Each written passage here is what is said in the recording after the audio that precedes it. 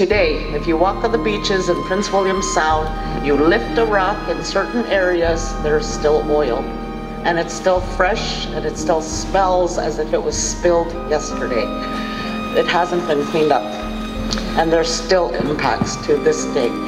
The communities that were impacted, the people tried to help clean up the spill, and they have major health impacts today that they are still dealing with.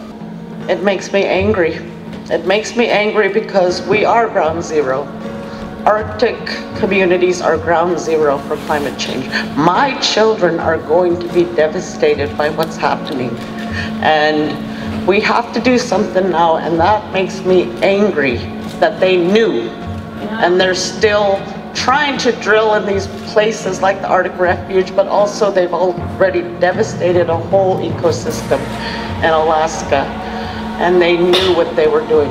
So it makes me angry because it affects my children, their children, all of our children. Thank you for your testimony today. The temperature are increasing and decreasing, which we have never seen at such a rate, and each and every day is different. But with the increase and decrease of temperature, there are ice crusts on the snow, which makes the reindeer unable to smell the food underneath, and therefore it will not dig for it. And even if they try, it's not strong enough, so they starve to death.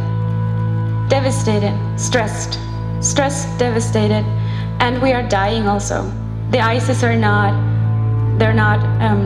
we cannot read it, and the animals cannot read the ices and on the lakes, and we go through.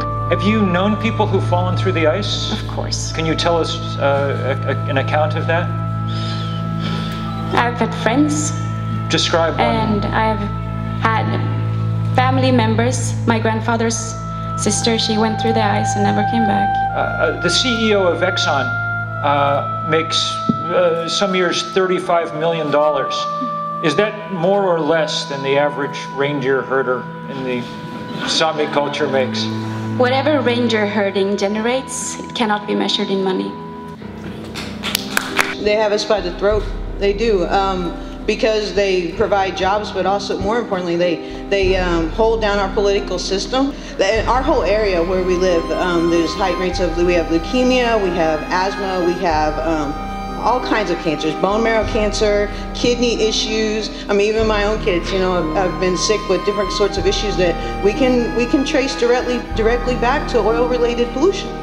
You can see that from the Capitol. You can see the Exxon refinery, which, by the way, emits half of all the VOCs, volatile organic compounds that cause cancers. Half for the entire state of Louisiana comes from the Exxon refinery in Baton Rouge. I think Exxon's corporate serial killers. I think they're murderers.